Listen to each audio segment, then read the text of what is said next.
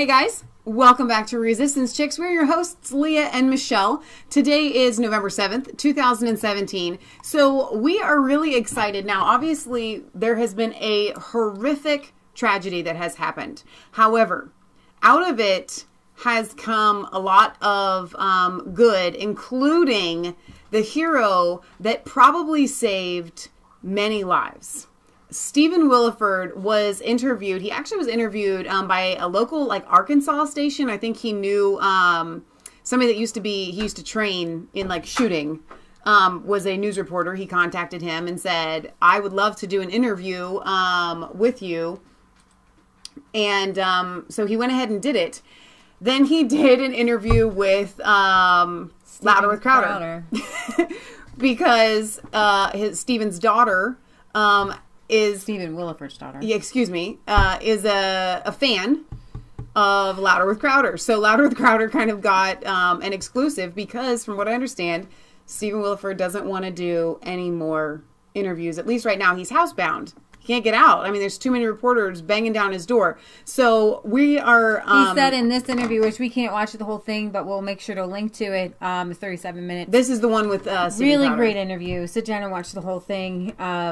But he said that the sheriff keeps trying to get people off his lawn because they keep coming up to his door. Right. But we have one queued up, right? I do. I have one queued up now. Warning with the volume. I'm going to try to see if I can control it and hear it with you guys so that you can get it. But the reason I didn't want to put it in the background is because I wanted you to see it clear and crisp. So hopefully the volume will be accurate and correct.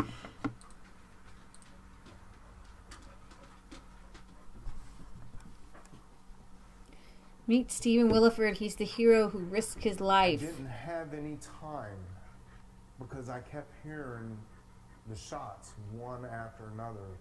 Very rapid. You can see the emotion in his Yeah. face as he recounts his story. I knew every one of those shots represented someone. That it was aimed at someone, that they weren't just random shots more than likely.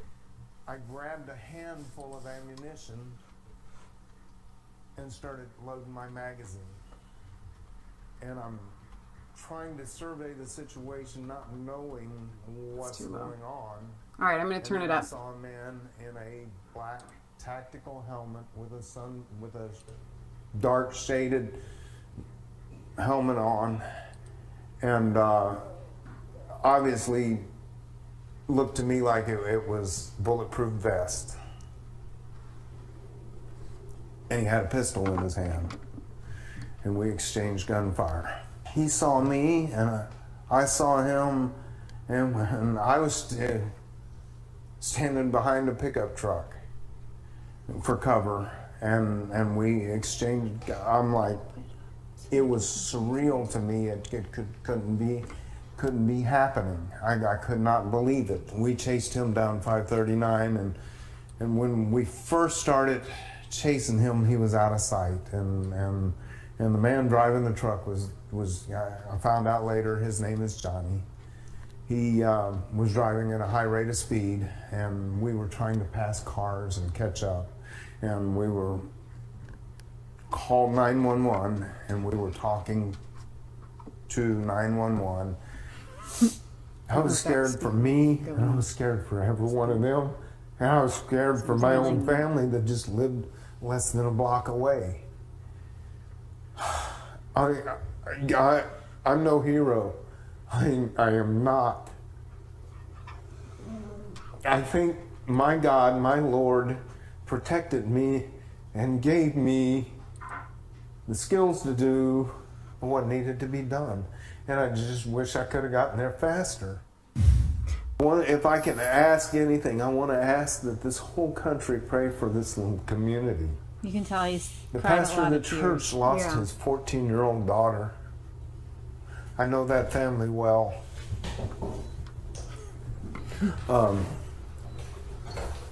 This community needs to come together, and this country needs to be behind them. My house is down on the corner over there, right past that sign. I could hear the shots, pop, pop, pop, pop. But from you can't even really see him yet. You're rounding your corner up here, to get closer to see what's going on. Barefooted. Barefooted. What's in that moment? What's going through your mind Barefooted. before you could even really do anything? Because he didn't want to All put I'm his shoes thinking on. is I've got to get there. I've got to stop what's happening. I've got to get there. That's the truck I was standing behind. And then when he saw me, of course, he reacted to me, and I guess I don't think he expected to see any resistance. He saw me, and we exchanged gunfire. And that's where that bullet hole from right up there came. It's a bullet hole. That's like That- this car has a bullet hole in the window. He was shooting at me, and there's one in the and the house. shooter too. had a pistol at that time. He had already dropped One in the the AR. rifle. Here. They may not be able to hear us. Could you see people? We're doing this. No, I did not at this point. At this point, I did not. For all I knew, focus was on him. and he shot across the street into these neighbors' homes that are here. I saw his side, and that's what I shot for. I don't know that's where I hit him, but I knew that that would be where that tactical gear did not cover. Just an excellent and shot. Then when he got in, he shot twice more through the window. So he's in the car right now. He's in the car, He's and then pulling out. he pulled up and he turned down there, and I made one last shot at him as he was driving off. And where was Johnny in all of this? He was at, see that stop sign right over there? Right. He was parked right there. Johnny's through the hero whole that thing. drove the car, the truck, is your to chase him community. down. With the 10-gallon This hat. is my town. This is your home. You This is were my ready to home. protect it. This See? is my home. I was scared, like you. This is Johnny. Can't even imagine I was scared. Yeah. That may be too small for me to see. But I knew something had to happen. Because I love those people there. I know I love the people that are in there. And I still don't know who lost their lives. But I'm sure that some of them are my friends. I'm sure some of them are my friends. All right. So after confronting the church shooter in the parking lot of the church, Stephen managed to put 3 bullets, I think actually 2, into the killer. All right, guys. So, hang on. Let me make sure that I've got all our volume here turned off so that we don't have any other confusion. Yeah, I'm reading a lot of updates in the comments. Hopefully we will get to all the ones that you're leaving here. Now, Otto says that the shooter was reported to have fired 450 rounds. I did not hear that. But Otto is our resident arms expert. 30 round magazines. That would sound about right. ARs. That's what's throwing me off with the Las Vegas with these like 100 round magazines, which you can do. A lot of people were saying about Vegas how it was just if you put a bump stock on an AR, it skips a lot and stops a lot. So right. Okay. So since you brought up Las Vegas, I want to just put this out there right at the very beginning, and that is this. What we did not see in Charlottesville, in Las Vegas, Sandy Hook, you name it. Like, there has not been a tragedy where we have seen this much information and this many genuine interviews. Right. The reports, the people that have died, the people that are in the hospital, hearing from their families. Right. For those of you that have been trying to come at this and leaving comments on videos saying it's fake, it never happened, you are unequivocally wrong. Now, was it a false flag? Was the guy under MK Ultra? We'll get to that in a little bit, or something like that. We'll get to that in a little bit. That is a high possibility. But did he really go in? Did he really shoot up and kill 26 people and injure 20 more? And is this guy really a hero? Absolutely. I mean, this is Yes. This is where we actually can see Right. with our own 2 eyes and beyond. And there's a video. It was recorded in the church. Right. So, and we don't have that video. I've heard that other people have seen, obviously the video, but we do have witnesses who, there was a couple who said that the shooter walked around the building shooting through the church. And then they thought he might be done because the shooting stopped. And then they heard the church door open and they thought it might be the cops. And it wasn't a cop. Terrifying. It was the shooter again. And he went pew by pew. And anybody who moved or made a noise got shot. And the children were crying. So this is when one of the witnesses said that she and her husband played dead under the pew. And you guys have heard the pastor and his wife were in Oklahoma at the time, but their 14-year-old daughter was there. And this one witness said that he put his finger over his lips to tell her to stop crying. But she got shot and she died. That is why he shot the children.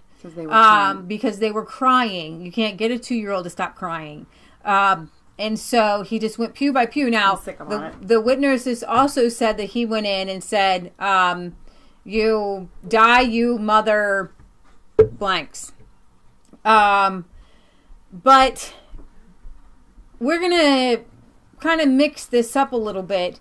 We'll get to the Louder with Crowder interview that gets a little bit more he gets a little bit more detail, Stephen Willeford does. But I want to take you to this amazing interview here, and it's amazingly odd, it's amazingly real, and it's amazingly raw. But we can't play the whole thing. No. But what I wanted to point out is that I posted this on my Facebook, and again, I saw some people say, "Didn't you see Sandy Hook? This isn't real. This guy's acting." And I'm just like, this is not, if you think this guy is acting, then you don't know what acting is. As soon as, my mom had watched this video earlier, and as soon as it came up, and almost at the very beginning, I want you guys to watch it because Leah can't start it from the beginning, but I said to Leah, while this guy was speaking, I'm watching this dude, and I didn't even know I've never seen this show before, so I didn't know who was the host. Obviously, I was assuming that this guy was the host because he was speaking, but I didn't know. But this guy, his chest was heaving, and he was shaking. I need to tell him who he is. He's the shooter's uncle. Right. And I was just like, I said, look at that guy. He is scared out of his mind. I want to give you... This is real emotion. We can't watch it all, so I'm going to give you a few fast facts about the uncle and the shooter's relationship. They lived 2,300 miles apart. The family lived far apart. This guy lives in the state of Washington. Their grandmother lives in like northwest Texas, his mother, and the family would all take turns going to stay with her and visit her. He said that his mom was 90, obviously not taking it well. But did we already say he had not seen... No, I'm saying that right now. Okay, the shooter since he was 7. But he had been in communication with him on Facebook. He hadn't seen him since he was 7. But what he did was, this guy says he's the black sheep of the family. Himself. And you can tell that he's not making things up. Because he drops things that no one would drop, ever. And no one would script. Right. He's like, I would just, he came to me with his little atheism stuff. And I was like, do what you want, man. Just have some whiskey. And that was after what he had said, posted on Facebook. Right. He had, the shooter had posted something on Facebook and said, I'm not doing really well. Well, let me just get to it. Holcomb, age 36. Also Noah Holcomb, who is a infant Holcomb, who's a doc. Very incredible and tragic. Dave Ivey thing. His chest is heaving like.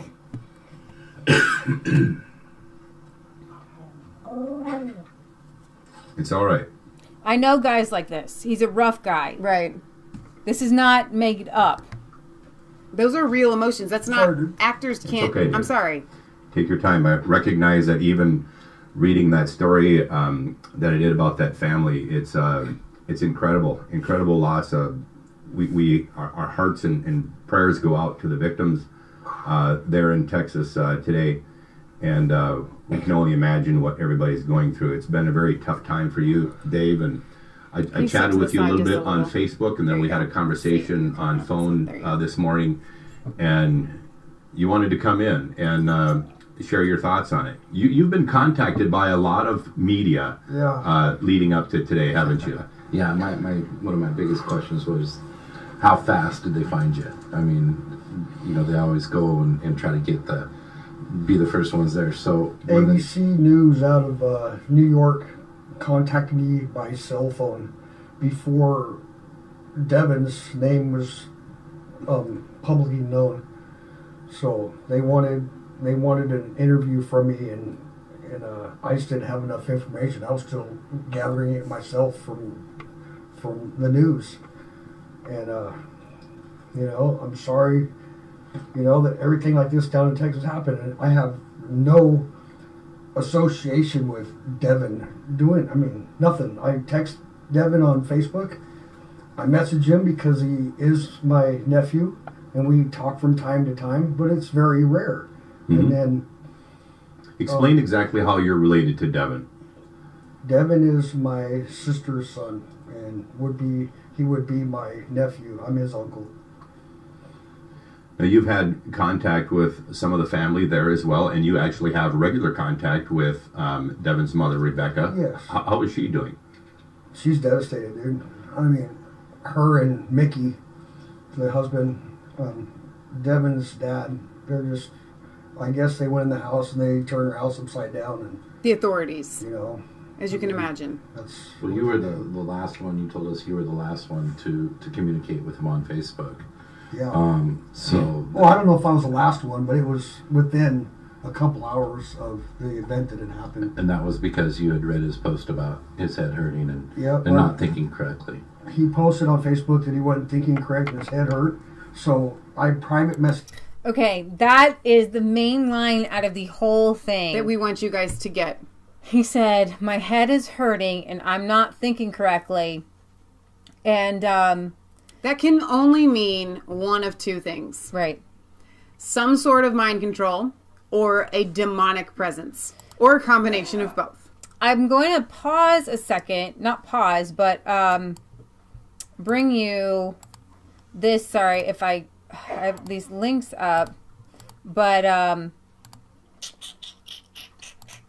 where are you? Also, Mark pointed something out before it gets too far in the comments. When that sheriff gave his report, there was no FBI handler there at the time. So I think that's also another good indicator that this was obviously a real deal. So I guess before I go flying through all these links and throw you guys totally off, I'll just let you know what it was I had up. Remember the shooting that just happened in Walmart? Right? His sister came out, stepsister or sister, It doesn't matter.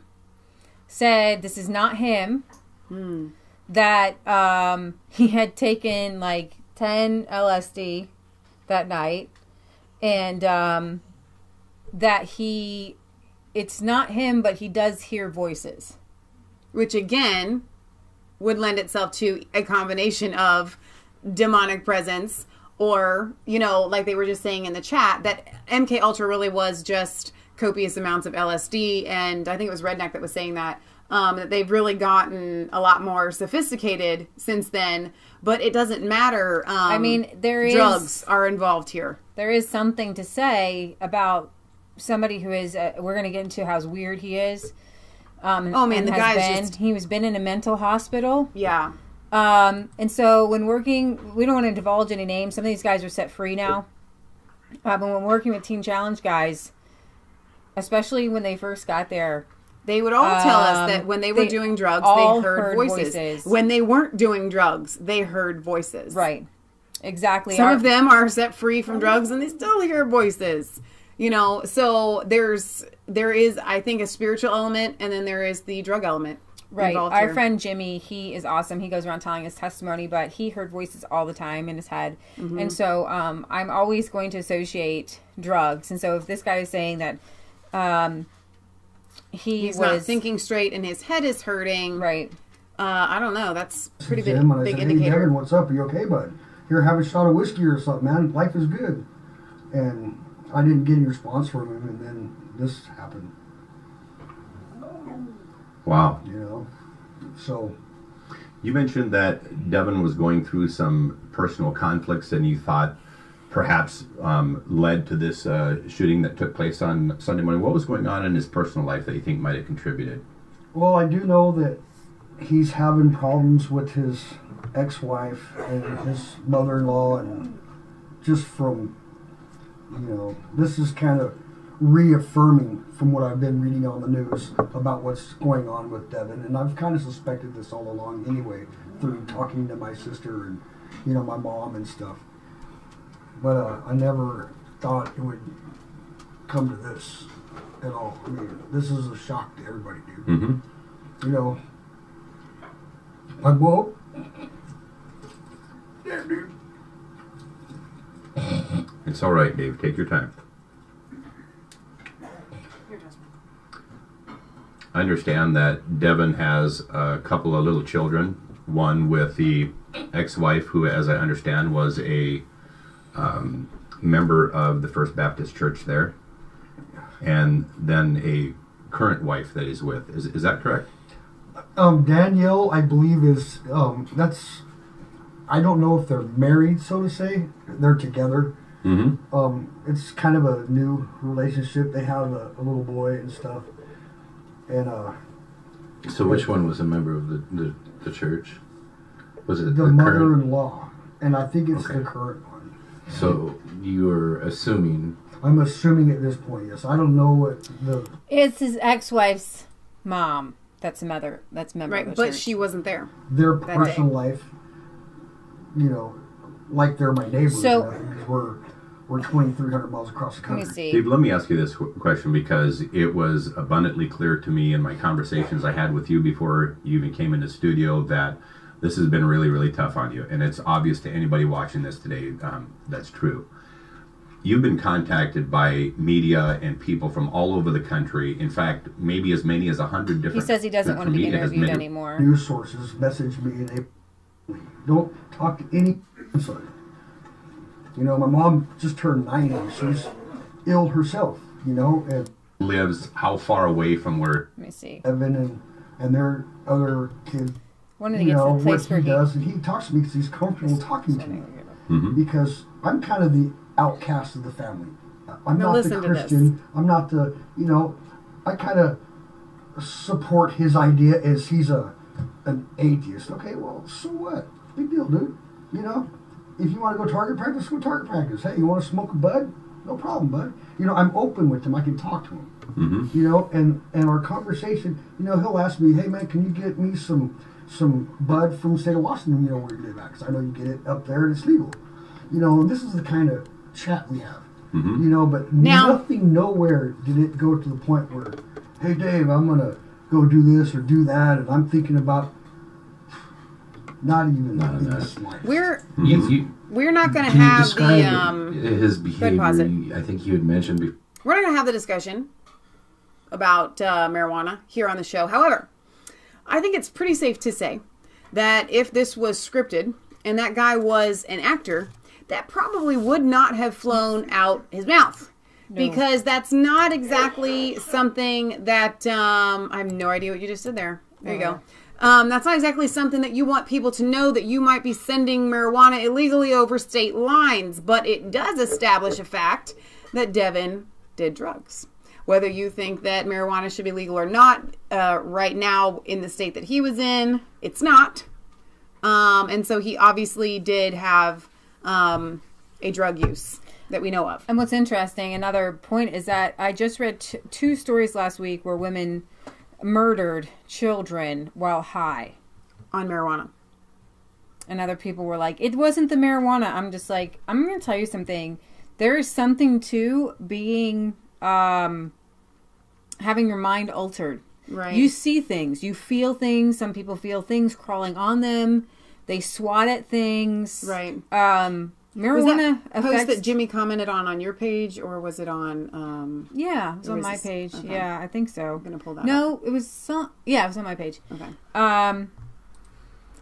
But yeah, so and usually a lot of people who do marijuana and this kind of guy with this kind of mental state isn't going to be happy with Just marijuana. And I was actually stumbled across some sort of I stumbled across Dr. Phil. Don't ask me how. My uncle watches it, and sometimes I'm like, what?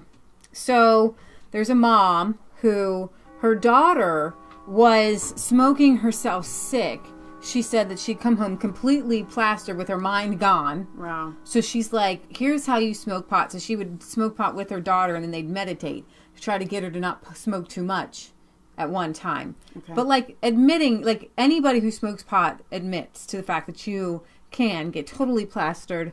Your mind isn't working straight. If Right. you're gone in another realm, which is what they say that happens, you open up your mind to a different realm. Right. These realms have demonic forces in them. Right. I want to read a comment because, like, for you guys that don't know, we used to work with Teen Challenge young men, and one of them that has come out of, you can't imagine his story. Only by the grace of God has he been saved. And on this post that Leah had made, He was homeless. He ate out of trash cans. He thought he was a dog at one point. yeah, I mean, he was just as far down as you can get. like that's where he was at. So he commented on this post and he said, good word. Although the Bible doesn't directly talk about drugs, you will find drug abuse and herb users and pharmaceuticals associated with the words witchcraft and sorcery, which pagan worshipers used to have greater spiritual experience. I used marijuana myself with a wrong motive and heard voices in my head until I finally broke free from my addiction by the grace of God and the power of Christ. Jesus is the answer. So whether it happened to you, whether it didn't, whatever you believe, we have testimonials from people who it does alter their minds significantly. So that sets that. And a lot of times it's like vaccines. Does it give every child a vaccine injury? Right. No. Okay. But anyway, the whole point is the fact that this guy brought this up. It's not scripted. Right. You wouldn't just say that. I'm going to give a couple more minutes here. Make sure you step to the left so they can see him. You're covering him up. Gun nut. What kind of, do you know why he was angry with the government or I'm just assuming because of his military history, and he got discharged from the military. Okay, so I think we're going to go into that now, his discharge and his little stay at the mental hospital. His escape. So his uncle says he might have been angry at the military and anti-government because he was court-martialed from the military. Now, there was something going around and everybody was confused. How did this guy buy a gun? Now, Ted Cruz came out and he said that he put something on the bill to make it so that guy wouldn't have been able to buy a gun, and I'm going to play that for you in a second. But here's the timeline. At around 2011, he was doing... he abused his stepson and fractured his skull, and he assaulted his wife, and he was bringing armed weapons onto the Navy base. And somehow, I guess it had to be the Navy, he ended up in a mental hospital, a mental institution and that it was a military one. And he broke out of it, and the police arrested him. And the report at the time said that he was a danger to himself and to others. Well, he pled guilty to the assault on the child and the mother, and he served 12 years in prison, 12 months. He's not that old. I wish he served 12 years. He only served 12 months in prison, and then he was dishonorably discharged. At that point, the Navy, what he pled to was actually still... some people are saying it wasn't that bad of a crime because he pled lower. No, that still needed to be reported to the gun check. Now, when you sign the form for buying a gun, you have to say, I've never been admitted to a mental institution and I've never been convicted of any crime, any felonies or crimes or whatever. He lied. And Ted Cruz says that he has a bill. Where is Teddy? He has a bill that after the, let's see, on Monday, broadcast of Fox News, Ted Cruz criticized Democrats for filibustering the Grassley-Cruz legislation in 2013 that would have resulted in this shooter being in federal prison instead of murdering those innocents at the Texas church. So let's hear what he has to say. Republican Senator Ted Cruz traveled to Sutherland Springs today. He calls the shooting a peculiar evil, the work of a depraved madman. He joins us now live tonight. Thank you for making it back in to talk with us. How are folks doing down there? They're hurting. They're hurting badly. I spent the whole day in Sutherland Springs, and I've never seen anything like this. This was the face of evil. Mm-hmm. This monster walked down the aisle of the church and executed every single person he saw, shooting men, women, children in the head, executing them, shooting children as young as 18 months. Mm-hmm. I was at the crime scene, bullets everywhere, blood everywhere, people hiding under the pews, and I spent a lot of the day visiting with the families, visiting with law enforcement that's dealing with the aftermath of this crime, but visiting with the family, visiting with Pastor Pomeroy, whose church it was, and his wife. They lost their 14-year-old daughter. I don't even... Visiting with families at the hospital visiting with victims who were shot by this madman. I've spent a lot of years in law enforcement dealing with some terrible crimes. This is unlike anything I've ever seen in my life. I mean, Texas has been through so much. I mean, Houston devastated in the surrounding areas by Harvey. I mean, just the pictures were devastating and heartbreaking. Now this, I gotta say though, the folks down there are so many heroes. They seem so resilient and so talking about their faith and how they find strength in that. I think of the Stephen Willeford, Yes. the guy who initially engaged the suspect. To hear him tell his story, he didn't think twice. My understanding is he didn't even have shoes on. He grabbed his gun out of the safe and he ran out there without thought of his own life. So I spoke with him this afternoon. And that's exactly right. He lives about a block away from the church. He heard the shooting was happening. He grabbed his own rifle and he sprinted there, barefoot, didn't take time to put on shoes. And he sheltered behind a vehicle. I was standing at that vehicle today. And exchanged fire with the shooter and shot it. And the shooter fired back. The home behind him, there are bullet holes in the windows and the walls.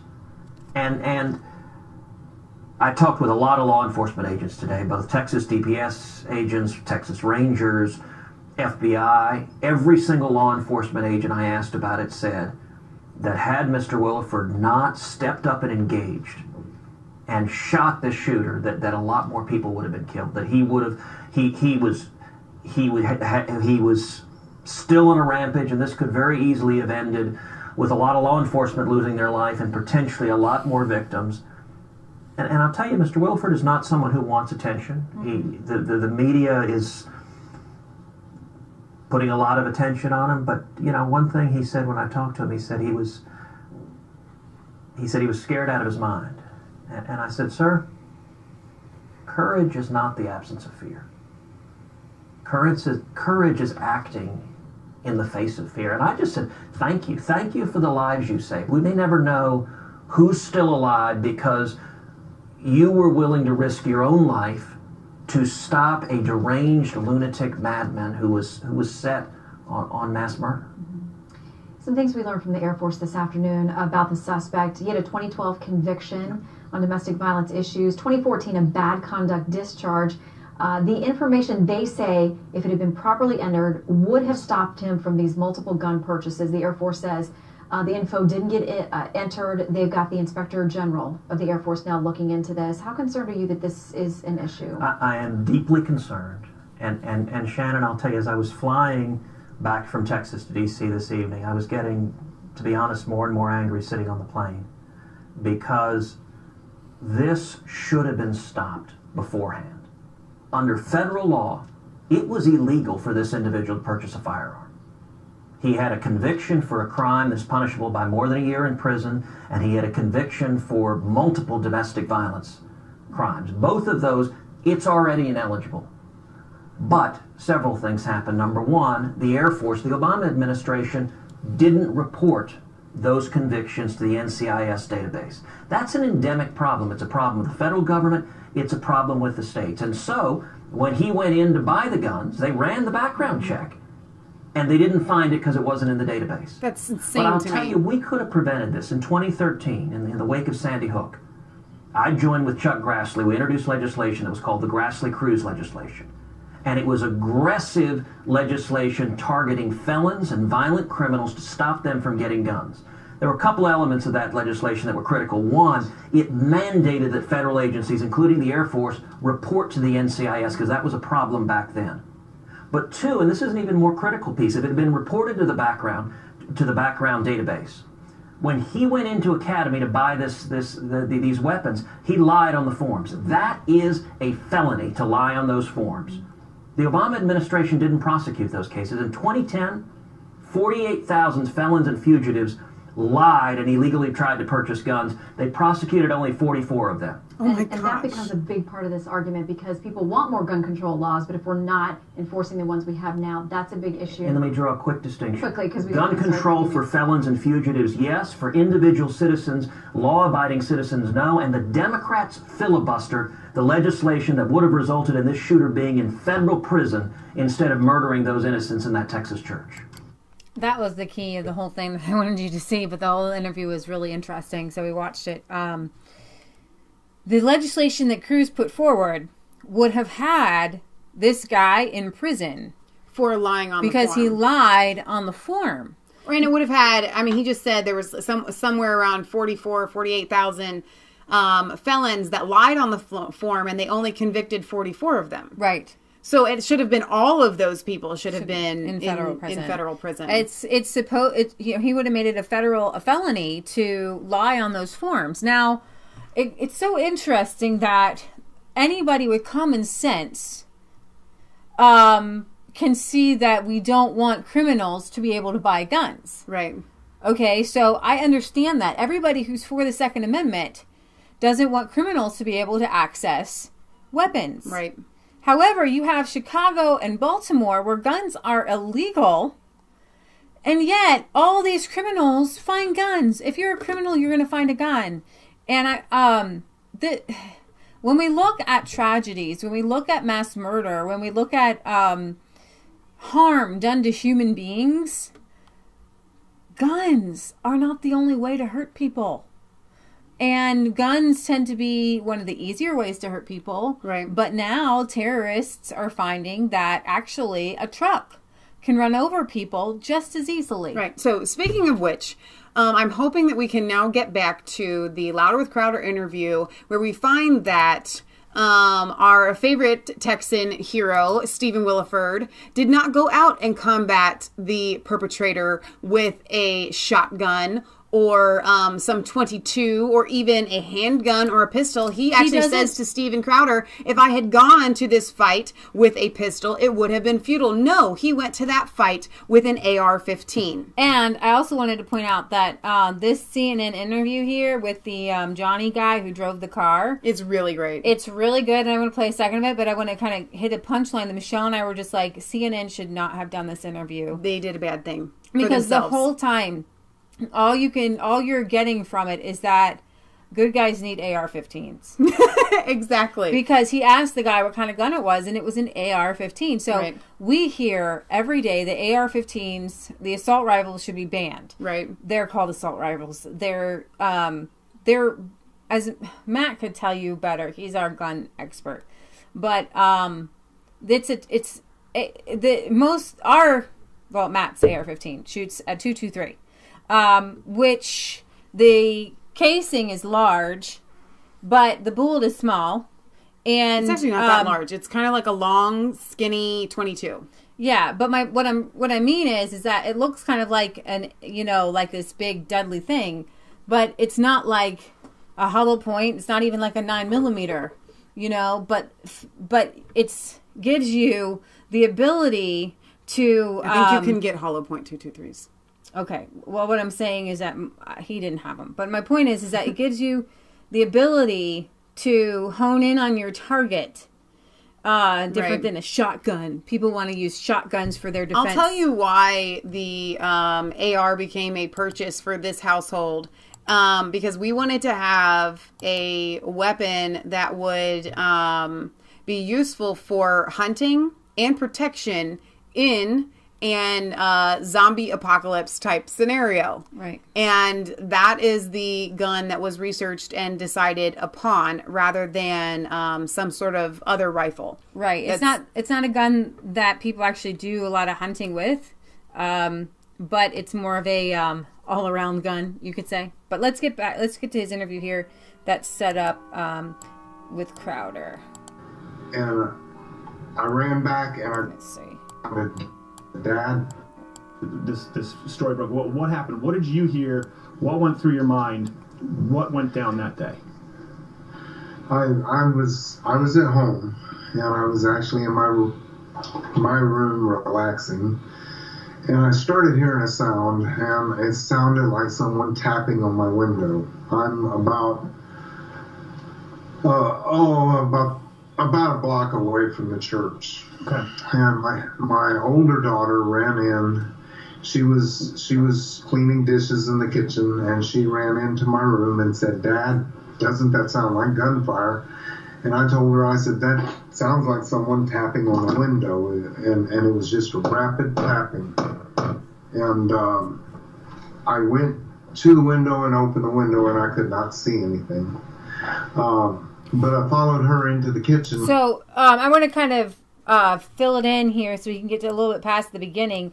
His daughter pulls into the kitchen, and he hears that it actually is firing. Like it sounds like bullets. She gets in the car. He didn't have a chance to stop her. She goes around the block, comes back, and says, "Dad, there's a person in military gear with an AR shooting up the Baptist church up the street." Now, his kids were all marksmen with distinction by 8 years old. He is an NRA instructor. And she came in and said, "Dad, there's someone in tactical gear shooting the Baptist church."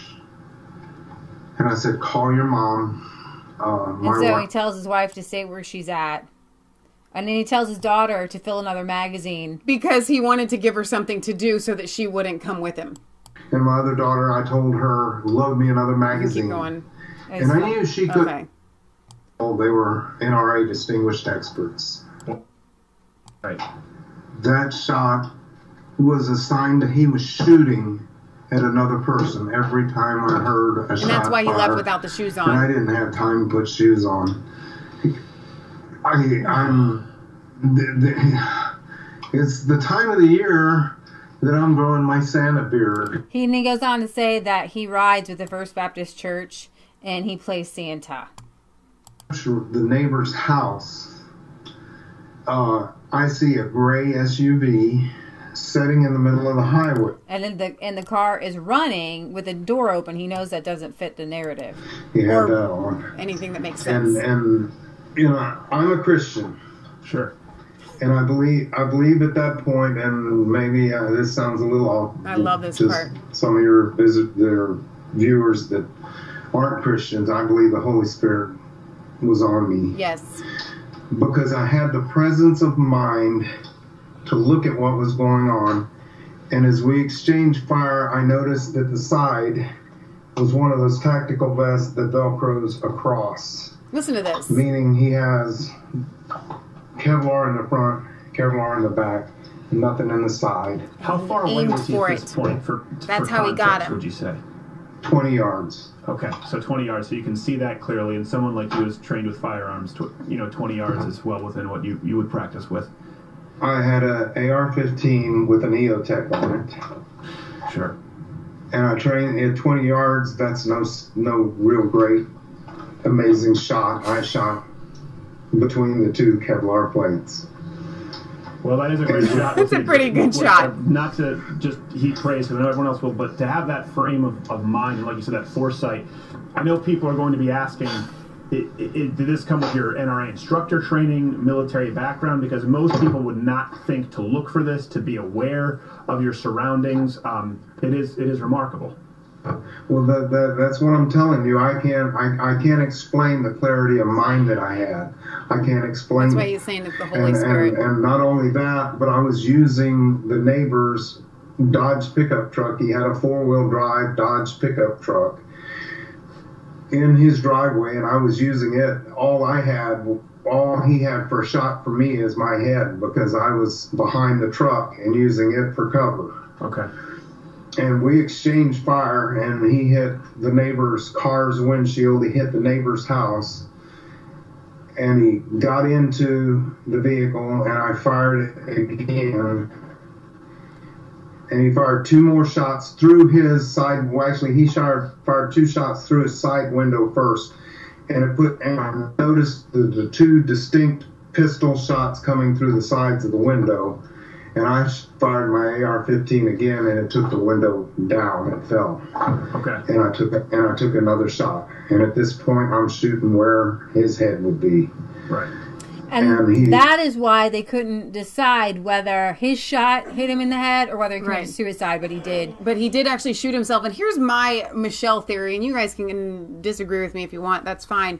But with his story saying that he was the perpetrator, that his head was hurting and that he wasn't thinking straight, I think that when he was hit with essentially the exact same ammo and weapon that he was killing other people with, I think that may have brought him back to reality. Wow. Just a little bit.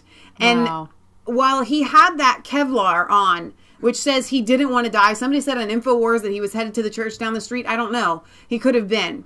But I don't think that it was his intent to kill himself at any point in this narrative. I really do not. Right. But I think once he felt what it's like to be shot, which I have no idea what that's like, but I can use an imagination, and it's got to be pretty awful. And it's kind of like, you know, when you're drunk and they pour hot water on your face or something, and it is supposed to sober you up a little bit. I think being shot probably sobered this guy up enough for him to process what he had just done, which in that case, if you had the memory of just killing little children execution style, if you're under some sort of, I don't know, trance is the best thing that I can call it, yeah, you would kill yourself.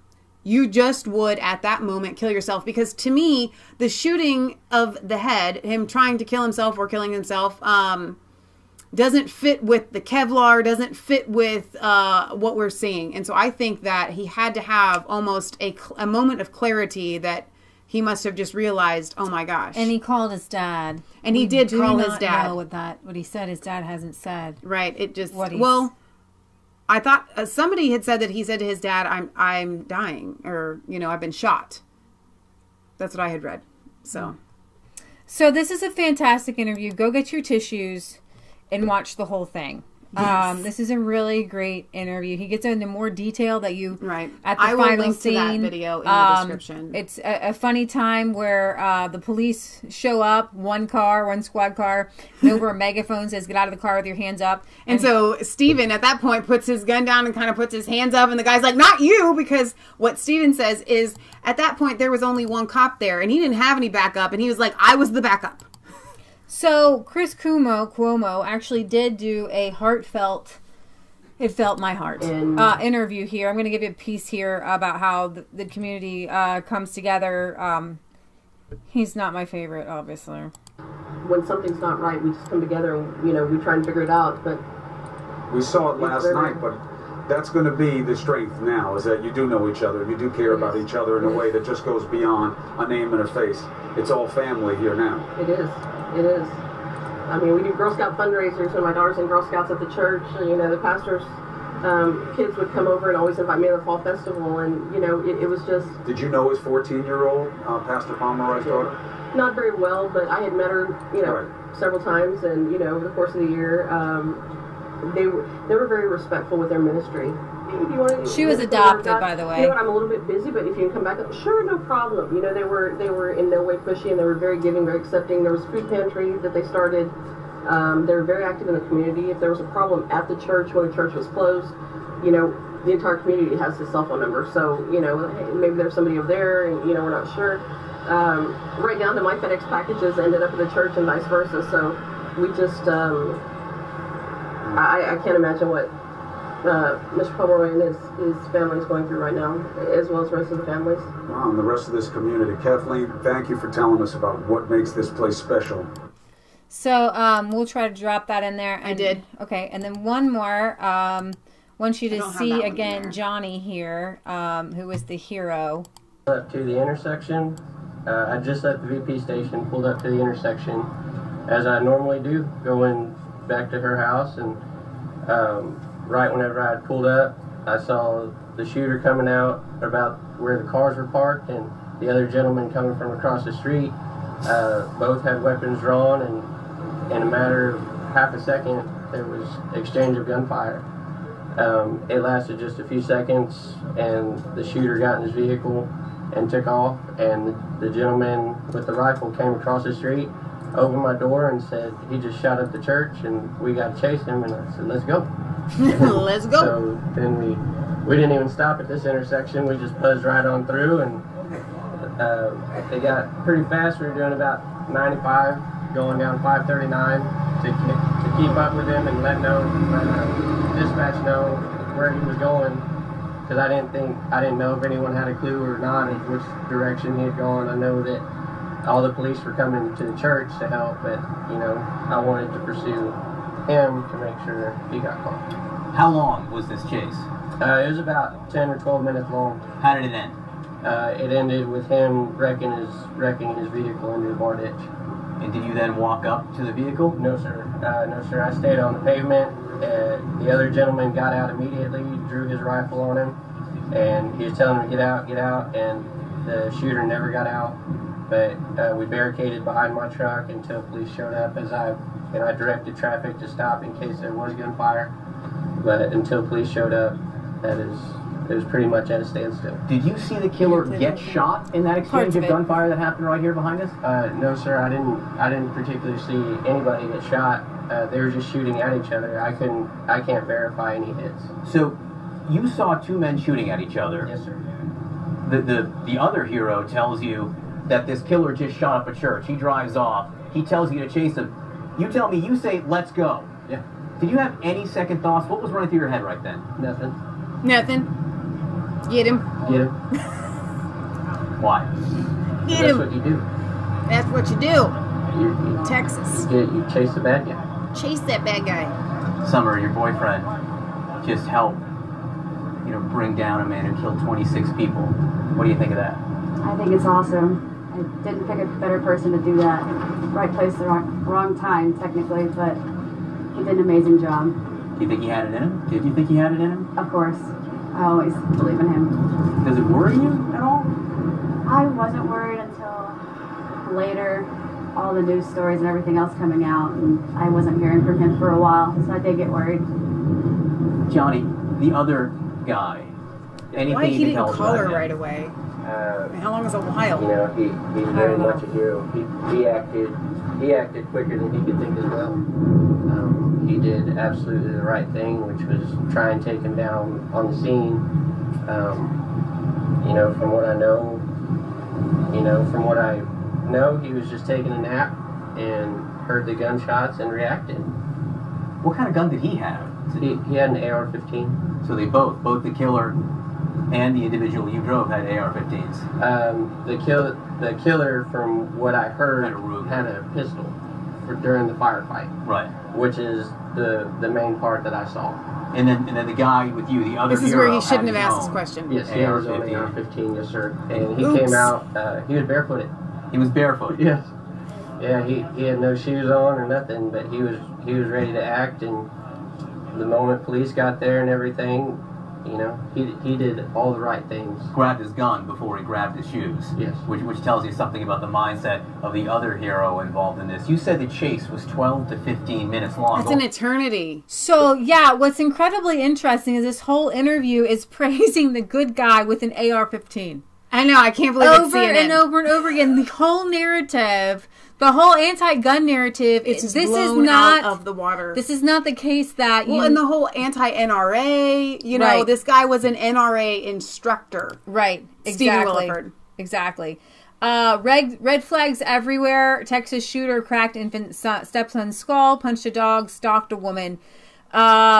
I think we told you guys that he tried to, he dated a 13-year-old, tried to get her to move in as a topless maid. He was... No, you didn't tell that to the people, because I didn't even hear that. Yeah, we talked about that. No. He was court-martialed for the domestic violence. Obviously, he was arrested for animal cruelty. He was arrested at Colorado Springs RV Park for punching a dog, throwing it, and dragging it. He had an hour-long standoff with police as a result and was only given probation. And he threatened his mother-in-law. Apparently, he was out and outs with his ex-wife. And he had engaged threatening texts with his mother-in-law. His mother-in-law attended the church where Kelly conducted the massacre. And so I wanted to point all of those crazy things out. Now, I think that might be all the updates that we have. You can close out anything that we covered already, because I've got the links dropped in here, I think. Okay, I think that's all we have for this update. And maybe you want to give people's comments. There are so many. I don't even know how I'd go back to them all. Let's see. Mark H says gun control is hitting your target at 100 paces. Let's see. Will says the gun control storm is coming. Talking points are already here. Otto says truer words were never spoken. Wheezy Breezy says it's amazing. A good thing that he wasn't in the shower. Good point. If you had to go out, you know, I get it. Funny. Here's the thing. When you're in Texas, these people grow up with, like, they don't even wear shoes to work. Okay? I'm just, like, they're just used to walking outside without any shoes. These are country people, right? Let's see. The NRA is doing a dance. Yes, I'm sure they are. They're going to be the first group to give Stephen an award. Earlier they were asking, do you think somebody's going to give you an award? Or I think Steven Crowder said that. Somebody posted that no mass shooter has ever been a member of the NRA. And they always blame the NRA. I believe that, yeah. Because there are certain rules and laws that you abide by. The whole idea of the NRA is control. Right. Use your weapon safely. Use your weapon in defense. Use your weapon for protection. Use your weapon for hunting. And those who are members, I mean, you pay money to be members of the NRA. Next thing you know, the false flag is going to be set up to make a bunch of shooters and give them memberships to the NRA. But right, Robert Bone says the only way to stop a bad guy with a gun is a good guy with a gun. And that's the thing that there have been a lot of stories that have come out that I don't think we need to bring you here on Resistance Chicks, but the testimonies of what happened inside of that church. It is horrific, and it was a gun-free church, a gun-free zone. And who was it? Was it Ted Cruz that is encouraging people to now start carrying to church? No, that's a... who was it? Actually, I do have two more things here. This is government advent. It's actually the Texas Attorney General. Okay. So here we go. Look, you know, there are laws against murder, and this guy violated the laws against murder. So adding some other gun law would not, I don't think, in any way change this guy's behavior. It's not clear to me that he wasn't already prevented from having a gun, given his history in the military. So, you know, what ultimately may have saved some lives is two people that were outside the church that actually had guns that may have slowed this guy down and actually pursued him. So I would rather arm law-abiding citizens and make sure that they can prevent this from happening, as opposed to trying to pass laws that would prevent law-abiding citizens from having guns. So, yeah, I don't want this to stop people from going to church, but especially if you live in Texas and you can. Oh, I want to play that part. What? At the end. Or would he have been able to get? Do you think, Johnny, Summer? Let's see. Not everyone would do. Well, I just did what I thought was right. Thanks so much. Johnny, Summer, thank you very, very much. Wait, where is it? More firearms and everything, so he was he obviously had a lot going on,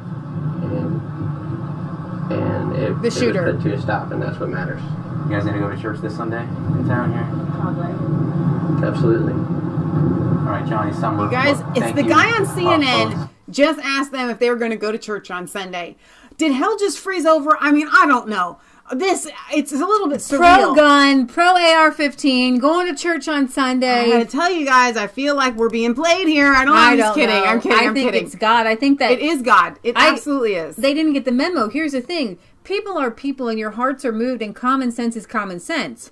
And you're in the middle of that situation. These reporters, not all of them, no, it takes a lot of mental strength to overcome common sense, and to walk the talking points of CNN. Here's the beauty of this entire scenario that I do believe was a false flag, in the sense that and I'm just telling you my gut feeling. My gut feeling is that the government, somebody has something to do with this. I don't think it was just this kind of crazed guy who all of a sudden woke up and decided to do this. I'm a little bit too suspect for that. That being said, if it really was a planned thing, there were too many variables that they didn't account for, and that's the fact that they chose a godly Christian, NRA totem membered, town community to do this in, and they didn't count on Stephen Willeford, and they didn't count on the pastor coming from the other church and just preaching to people about salvation right off the bat. They didn't count on this community coming together with such a godly message. Like Stephen Willeford comes out and says, it was the Holy Spirit. It was the Holy Spirit that directed my gun that was an AR-15. I'm hoping that this stops these people from trying more of this stuff. Like, hang on, wait a minute. This could end up bad next time. Don't do it in Texas. What are y'all, a bunch of stupids or something? I mean, come on. Go somewhere where there's a bunch of atheists. Why they say don't mess with Texas. Yeah. Because those people have a godly backbone. Texas Rangers came out. I mean, come on. I'm surprised Chuck Norris didn't. Are upon you. Any wrong you do, he's gonna see. When you're in Texas, look behind you. Because that's where Stephen Willeford is going to be. Yeah, we may have grown up on Walker, Texas Ranger. Just maybe. It's a clean show. Except for all those bar scenes that they went in. I mean, come on. It was like every show had a stripper scene in it. He's a Christian. I object to that. He does articles on WorldNet Daily. All right, no. So here's the real deal, guys. They messed up on this one. God is winning. And the people that were killed were martyrs. You guys don't need to hear this, but some of my other Christian friends do. I had some Christian friends who were in like a debate, literally asking, should you defend yourself or your family with violence? And Quakers have taken the nonviolent stance. There was just a movie out directed by Mel Gibson where the guy, you know, he was a sharpshooter and he gave his life to God and he just couldn't shoot. But there is a scripture in the Bible that says, no greater love than this, than a man lays down his life for his friends. Now, usually you're not going to be laying down your life unless you're into some sort of violent confrontation with someone. Yeah. So the Bible actually kind of the Bible orders us to defend the weak, the abused, whether that is, if it's personal, it says, people get the whole turn the other cheek wrong. Okay? It talks about being offended. Mm-hmm. These are personal affronts. You know, it's kind of like sticks and stones may break my bones, but names will never hurt me. Right. The Bible doesn't advocate not defending one's self. Right.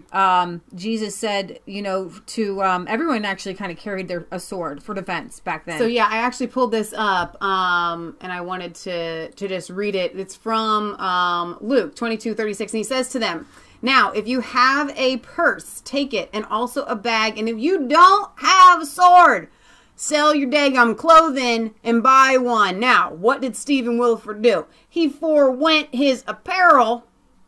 It was just for his feet. Thank God he wasn't in the shower, but I think he would have come out naked maybe if he had been. All right. He did this scripture.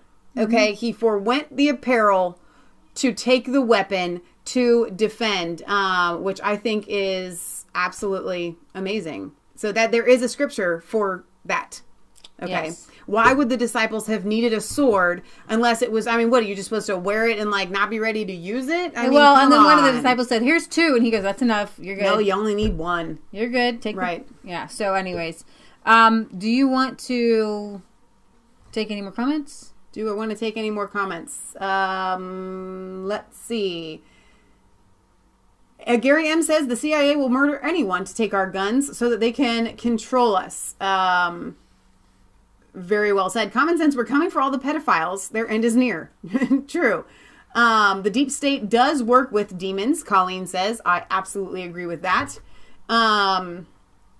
Let's see. Even people whom aren't religious, in a formal manner, they pray. I agree with that as well. Let's see. And Otto just said the exact same thing. Jesus said to sell your cloak and buy a sword. Peachy Chick says, if you don't defend your family, something is wrong with you. Hurt me all you want, but don't mess with my family. Mm-hmm. And my argument to that to our friend was, even if you could get somebody to come to that point where you say, and it was a man that was saying this, I don't know if I can use violence to defend my family. You can't even as a man, I'm going to get all anti-feminist on you here, as a man say, oh, I'm not going to defend or I'll defend my family, but fine, go ahead and come at me because you're the head of that household. You are called to protect them. So if you let somebody come at you, then you have just removed that covering and that shelter of protection on your family. So you can't even let anything happen to you either. You have to be able to think. As a mother, that goes for you as well. You have to be able to think in every common sense situation because if Stephen Willeford didn't have a gun, right? Or if he had the gun, but he chose not to use the gun because he was because God says turn the other cheek. Mm-hmm. Does that? Here's the thing. No. My point is that you were just as guilty for letting that person. It's like you took the shots to kill these children, If somebody comes into your home and starts shooting people and you have the ability to stop them, then you are complicit to the violent act. Right. So stopping the violent act is completely different. If a man comes into your room and rapes your wife and you try to attack that person, then yay for you. But if you just stand there because you don't want to use violence to stop that person from raping your wife because somehow that's the Christian thing to do, y'all ain't making no sense. Okay, so let's move on. We have other news, right? Well, yeah, that was my question. Did you want to come in and come out, or are you going to just go on with other news? I don't know. We're at an hour, so maybe just wrap this up and come back. How would you guys feel about that? I'm thinking we have a lot more regular news that we want to bring to you, but I think we would like to round this video off for coverage as the update. So we're going to ask you guys to sit tight. Give me about 3 minutes to upload a new picture and a description, and come back, and we will see you here shortly. So this is Resistance Chicks signing off, where it's not just a conspiracy theory. If it's the truth, like, comment, and subscribe to both our channels, Mass Faith 3 and Resistance Chicks. Ring the bell so you get notifications when we go live and put up new videos. Find us on Facebook, follow us on Twitter. We love you, God loves you, God bless, and we'll see you back here shortly. 2 seconds. 2 shakes. Okay, like 3 minutes, but whatever.